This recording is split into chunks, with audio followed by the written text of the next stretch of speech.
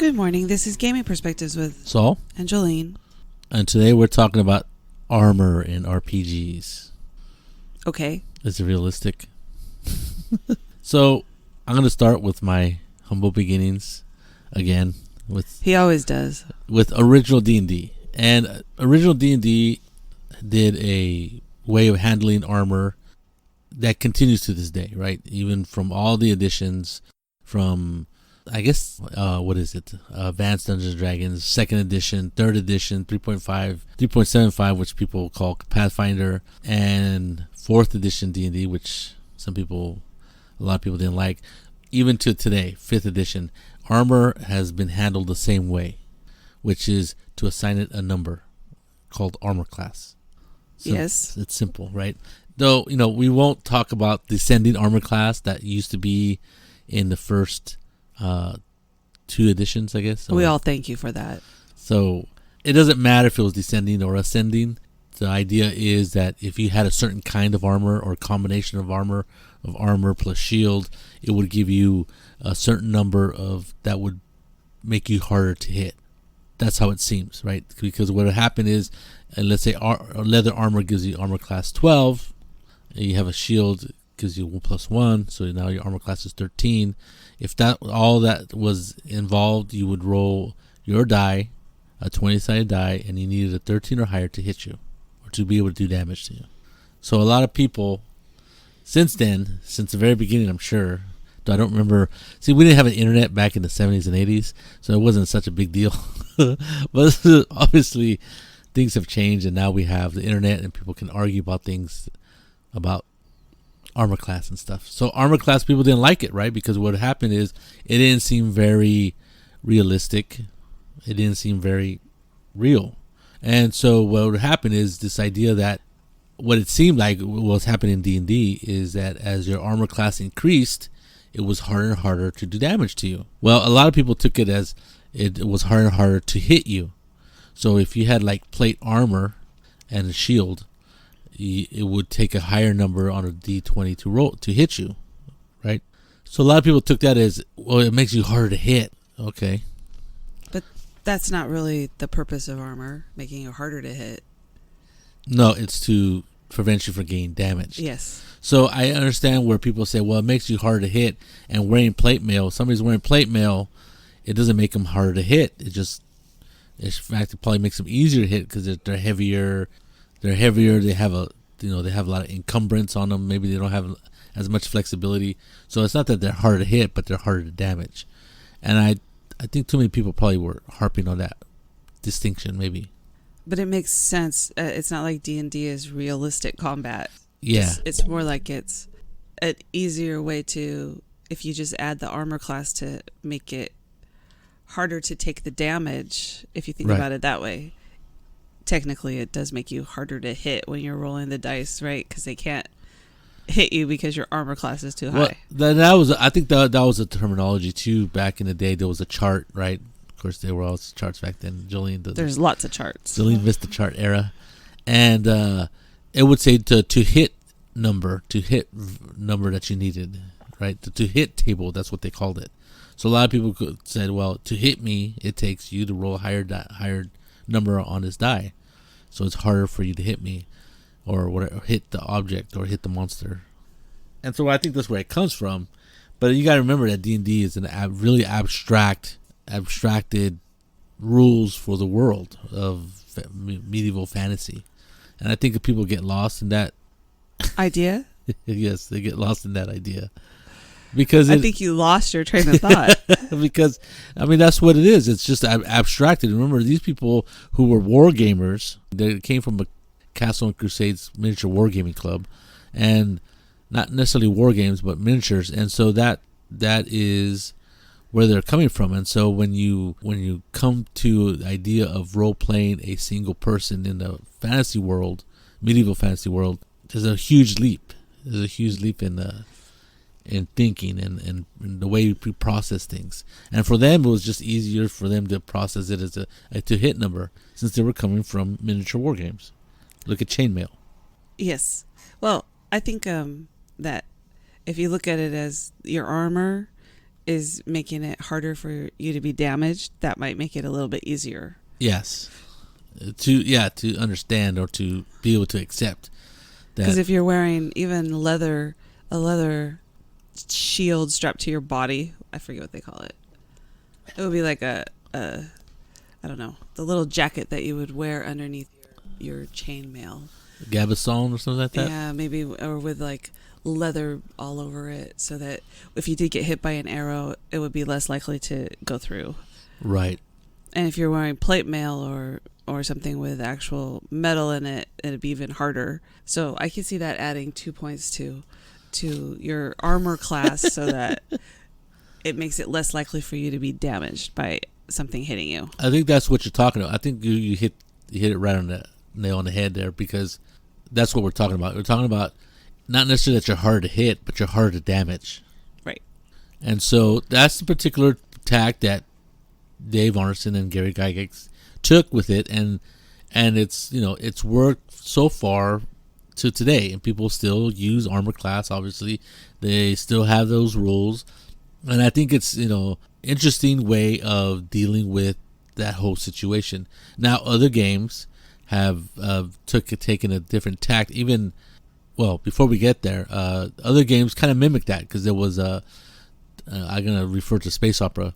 So Space Opera it had all kinds of different armor. I think we talked about it when we were talking about something else on a previous podcast, and they had a penetration values of 1 through 10, and they also had a tables for you to figure right. out where you hit, and all because that they had to deal with weapons coming from all kinds of eras and armor from all kinds of eras. They had a weapon table that listed every weapon that they could have conceived, and some of the weapons were pretty broad based, like a 10mm hand pistol from Tech 8 era and Tech 7 era, whatever, and fusion rifles and axes and bows and arrows and even javelins and stuff. So everything had a penetration number depending on what kind of armor you were going against. So you had to have this massive table, and then you had to have more. Then the table was really massive because they tried to include all kinds of different weapons from all kinds of different tech levels or eras of civilization. But the penetration was like your armor class, right? You need to roll higher than that number on a 10-sided die to be able to penetrate their armor, or else the hit wouldn't do any damage. So it was kind of like an armor class, but they didn't call it armor class. They just called it penetration factor. Which is why I think that D&D went with armor class, because it's less complicated. Well, I mean, D&D was first, so. Oh, okay. So Space Opera wasn't published till 1981, so who knows when they started working on it? I have no idea. But anyway, so a lot of those ideas, you know, in the earlier days were just fine. People dealt with it, and only a few other people were like, well, armor doesn't really make you hard to hit. Maybe it reduces damage. So that's another take that's happened, is that certain armor reduced damage. So Traveler went that route. If you have a certain kind of armor and you're using a certain kind of weapon, it blocks a certain amount of points of damage. Traveler has a lot of armor, different types. Not really, does it? Yeah, it does. But it's all like personal armor, you know, like hard armor, trench armor, plate armor, quilted personal armor, padded personal armor. Really?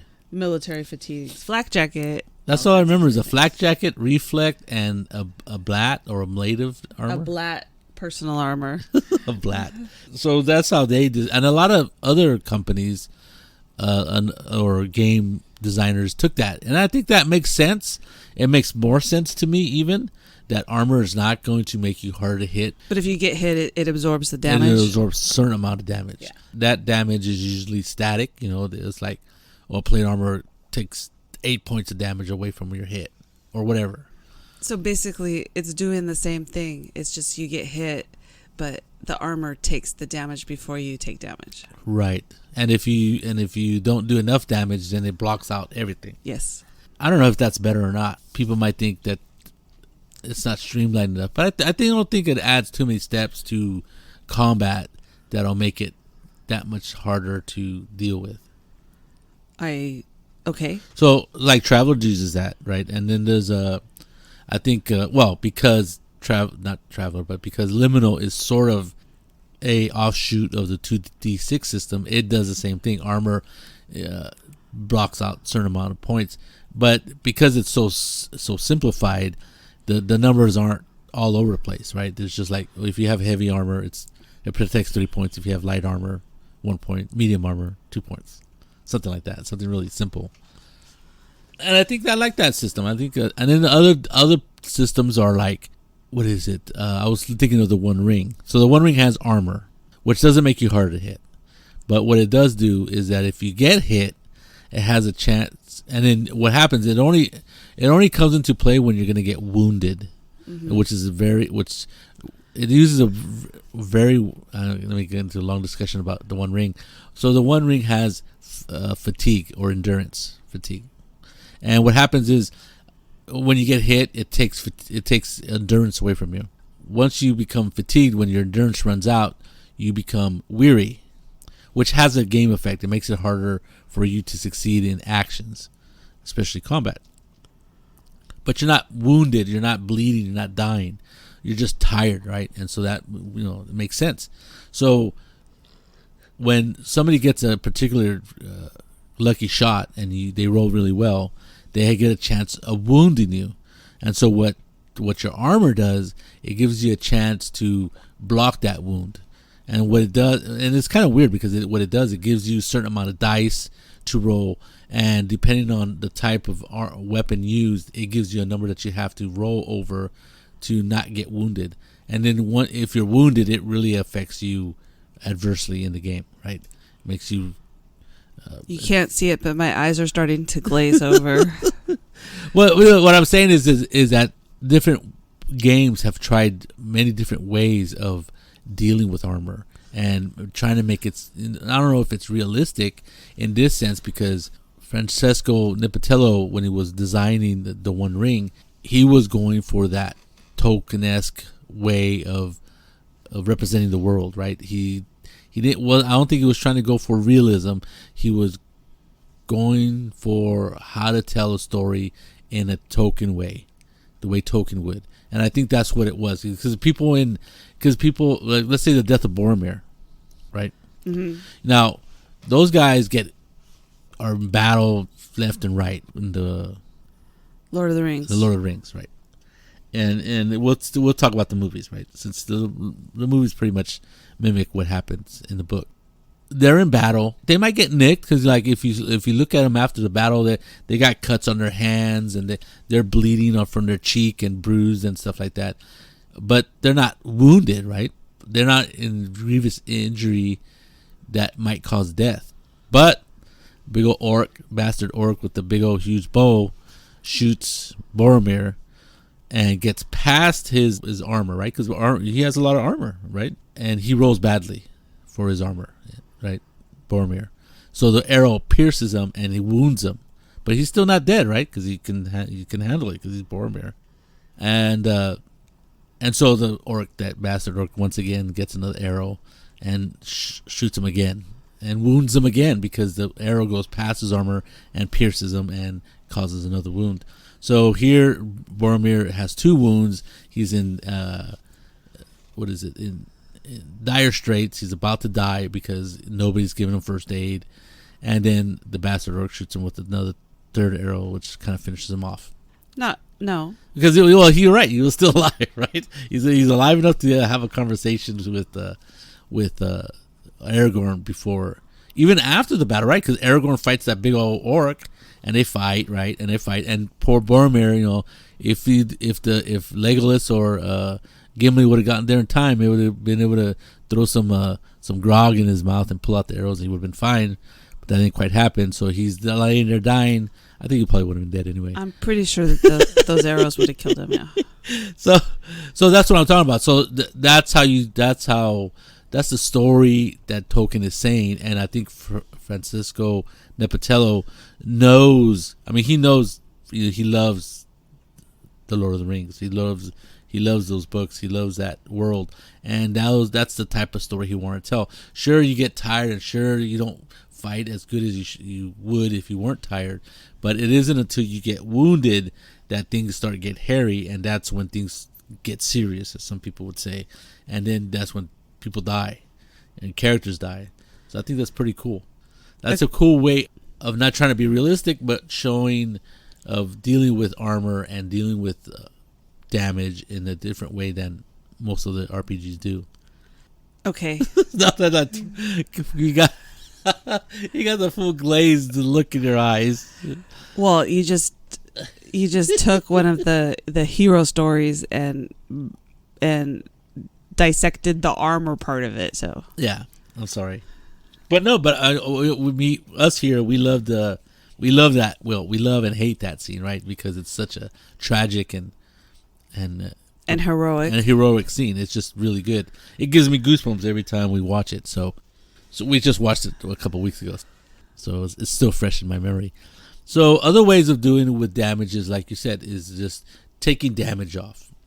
Yes. So I was gonna tell you I was looking stuff up for this. Oh, okay. There was a poll, and I think it was a few years ago.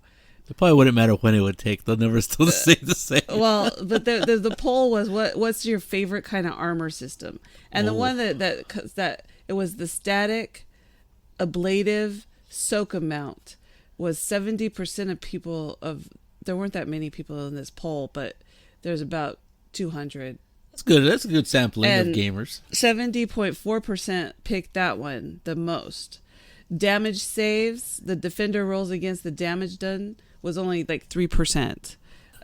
Armor adds to the defense stat, making attacks less likely to hit, was only 5.3%. Wow, that's pretty low. Where's everybody else? Randomized ablative soak defender rolls amount subtracted 9.2%. I don't even understand what that means. So instead of an armor subtracting the damage on its own from a table, right? It's 2 points that gets taken away or whatever. Or it takes 8 points. This would be a randomized way to do it. So the person, you get to roll a dice to see how much it takes away. That's Shadowrun, right? Because you roll your armor. I guess so, yeah. And how many hits you get is how much you subtract from the damage.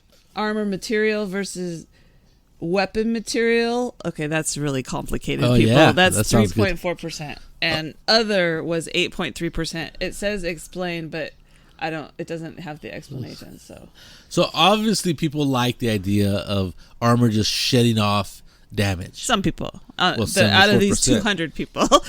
And I think for the most part, I think that is probably what a lot of people like. It's more realistic, maybe, or it gives them the sense that it's more realistic. Yes, you're rolling dice, people, so it's not all that really realistic. Right. I'm trying to remember how GURPS handles armor.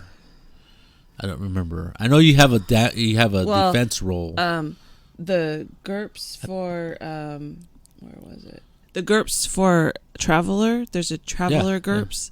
Yeah. It has tables. Well, lots of tables. Of course it does. And someone was saying it has lots of tables. That's what they said. For armor. And I'm like, okay. Yeah, I don't know. I mean, I remember I know there's different things that kind of go with armor, right? There's this idea that some people don't like this idea, but let's say somebody hits you, right? They roll to hit and they hit, whatever that means. And then the defender gets to a defensive roll. So he or she, the player or defense person gets a chance to not get hit. This happens a lot in GURPS. That's exactly how GURPS works. In GURPS, you try to hit, then the person gets a defense roll. Liminal does the same thing. And you're right. But there wasn't that much combat in that game. So you roll, and if the defender rolls high enough, then they evade, and you don't get to hit. Right. Which people don't like, right? Frustrating to the person. That is kind of realistic, unless it's a gun. Okay. Well, have you seen? Haven't seen The Matrix, have you? But if you look at John Wick, he does get hit. Well, there's that. Well, there's also you see Chinese action movies. People are able to dodge bullets. Yeah, but that's more like feng shui. That's special. That's true. That's a special ability. Yes. So, I agree. I think armor, when it's applied, when it's ablative, that's what it means. It sloughs off damage. But I like that. I do like that, and it makes sense to me. I think the reason D&D, like 5th edition, didn't go that way. Yeah. Is because there's so much in the combat already, right? There's like, because there's people, you know, it's like a simulation, right, of battle, and adding an extra die roll to it is going to make it, well, some people would like it and some people wouldn't, but I think that just adding it to your armor class and making your armor class, it just makes it a little bit easier, right, to play out the battle. Yeah. Without having to add one more die roll. I gotcha. I think you're right in that sense, but I think what is more. What is more? I agree that adding another step, making D&D combat even last longer is probably a bad idea. But what keeps armor class and a lot of things in D&D is tradition. Because if you eliminate armor class and the way it works, people will immediately say, that's not D&D. That's not my D&D. In fact, people don't like 5th edition. They go, that's not my D&D. Well, okay, you're stealing my D&D away from me. Nobody's going to go to your house and take your AD&D books and your other books. Well, you can always have house rules, right? Well, there's that tradition. It means a lot to people. And I think people who, if you were to take out armor class, there would be a lot of people who would kind of not revolt. Come on, there were a bunch of nerds, and there'd be impotent nerd rage, right? You know, who cares? So people will switch over to the new system, and we'll see what happens in 6th edition. I was listening to a podcast, and they were talking to the person who was designing Pathfinder 2nd edition, and you already told this story about the stats.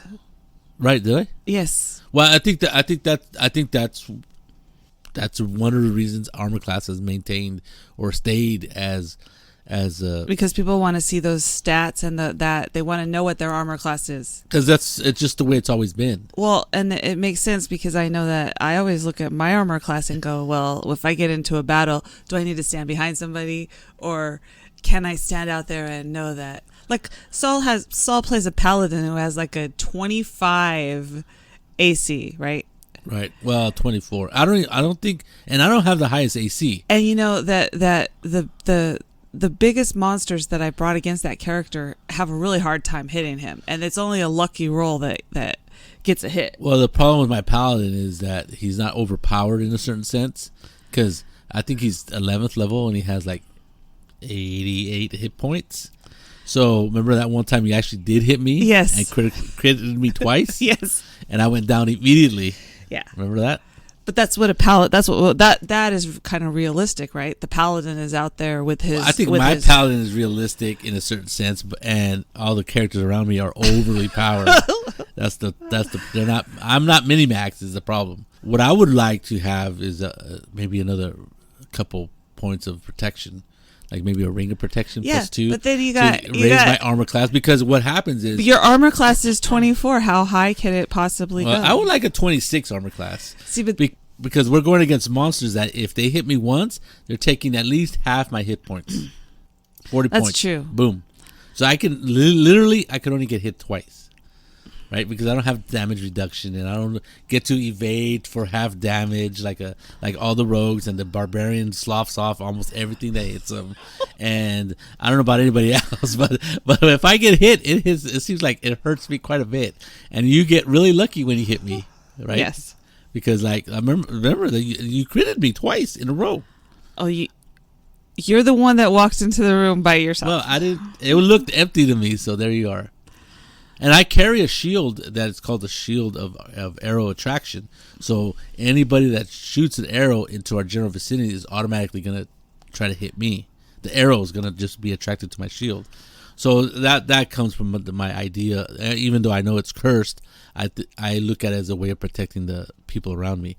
And hence why I bought the best armor I could find, and I got this magical shield. So that explains why armor class is important in D&D. Oh, it's the idea important. that you put it into your stats or you work your stats to get a certain amount of armor class, right? Or you try to have the armor to raise your armor class so that, because it's a fantastical game of heroes fighting, right?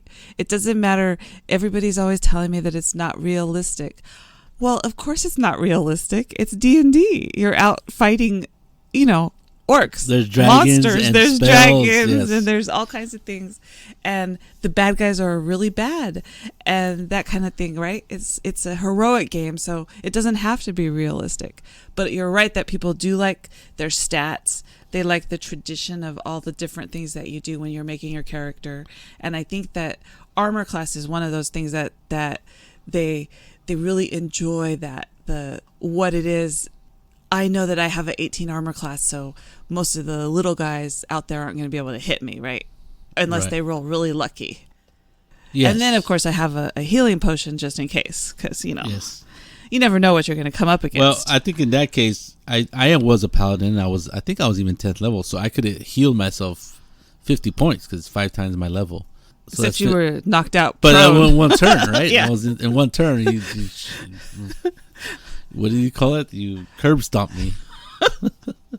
you waylaid me into oblivion. So I know that people argue about silly things, and I personally think this is a silly argument. You think it's silly? I think when people want to be realistic, it's not a bad thing. And if they see like, well, this doesn't make much sense, well, then you're right. Then you don't want to play D&D, right? Okay. Because if you want to be realistic, that's true. If you're playing a game where there are guns, like Call of Cthulhu, you don't want to get shot.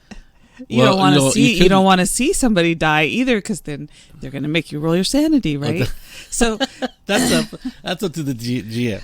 Well, Shannon always makes me roll my sanity. I lose it left and right. Well, Morgan, not so much. So, but those are more realistic games, right? Or if you're playing a modern game, like a modern D&D game, or not, it wouldn't be D&D, but those would be the rules. Modern rules. Yeah. Then if you're gonna get hit with a sniper rifle, you're gonna die. Yeah, probably, depending on where they hit you. I think if they hit you in their big toe, probably not. You're not gonna have a big toe left, maybe not a foot, but you probably might be able to live. Yeah. Realism is realism, but playing. Do you want realism in your fantasy role playing? No, I don't. Well, I think some people do, right? Some people want that gritty factor, right? Well, like when you play Shadowrun and things are, there's the soak of whatever your armor takes, right? The ablative, as you say, that there's a chance for it to block, though. Right. It's not automatic, which I think is kind of weird because it's another goddamn die roll, right? Which makes combat even last longer. I think I would be fine for just automatic. It blocks so many hits. Well, then you're going back to D&D, right? No. Like it blocks so many hits. Like Traveler. Well, remember, because what happens is in Shadowrun. Oh, jeez, Shadowrun combat discussion. So in Shadowrun, I think, as I remember, I might have this wrong. You get hit, your weapon does a certain amount of damage. If you get more hits, the more damage you do, right? For every extra hit. Yes. So your armor, instead of just blocking 5 points or whatever, you get to roll a handful of dice, and for every hit you get, you eliminate the hit on other people's die roll. So if you are able to eliminate all their hits, then your armor suffers. Which is really good in Shadowrun because you don't have that many points to give up. I think that's probably why it's such a. It's more realistic in that way that you're gonna die. You're gonna knock yourself out. But it is accounting for the fact that you don't have 108 hit points like you do in D&D. Oh, and that also it does kind of show what armor would do, right? It could block it. It could absorb it. It could if you're lucky enough to be standing in the right place. Right. No, I guess I never understood. It just occurred to me. I didn't understand why it wouldn't be just an ablative number that would just block out so many hits, because there's no location hit table. So the idea, I don't know if I'm right, but maybe they're saying, well, if you get hit where the armor is, then that's why it blocks so much. Like, like probably your chest area. If you have certain armors, they really protect the torso. Yes. And so that armor is really thick there, where it may not be thick or may not even be existent, like on your arm. Which or your is hand. realistic, because even in medieval times when people were shooting arrows at you, you knew that you needed to get that arrow in between the cracks of where the armor was, right? So you would shoot under the arm to get it to go in. Or you would do, I think sometimes arrows, wouldn't they go through armor? I thought. Yes, but it's better to shoot where the armor isn't, so it would go in and actually kill the person. or cause a grievous injury. I guess it depended on the whatever you're using to shoot the missile. I think crossbows were really good at penetrating armor. Well, yeah, because they go faster. But also, what was the arrow tipped with? Right, if it was used with crappy metal, I think I even saw a video of armor being blocking an arrow, but then like a certain type of arrow tip, which I don't know the name of, but made out of a certain material and made like armor piercing. Yeah, it would actually go through like plate armor, like right through the chest plate and stuff. It's shot by a big old huge bow or something. So I'll try to see if I can look that up and put it in the show notes. So there you go. If you have questions about armor, feel free to email Saul. I'm sure he'll look it up for you. We do have an email. Yes, we don't hardly ever mention it. But what is our email? gamingperspectives@gmail.com. Maybe. Yes, that's what it is. Or we are on Facebook. So Gaming Perspectives we have our own little web page, and there you go. Or you could go to podbean.com. Our Podbean host. You could leave notes next to the episode. Messages, yes. So that'd be cool. We would like to hear from you. We haven't asked for people to come and comment or give us some questions. We love to hear from anybody and everybody. But we got some rugby to watch, so let's finish this up, Jolene. So this is Gaming Perspectives with Saul and Jolene. You have a good day.